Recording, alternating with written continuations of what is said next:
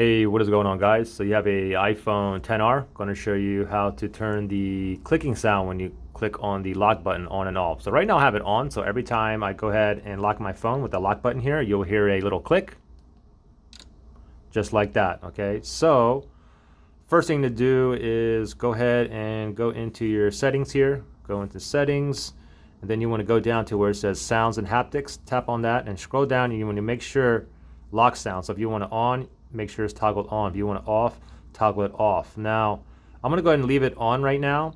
So every time I hit the lock button, you can hear that. Now the thing is, if you have the mute button on, which is right here on the top left hand side, if I push down on the mute button, so it's muted now, I can see the little orange on there, so I know it's muted. Now it's also going to mute the lock sound as well.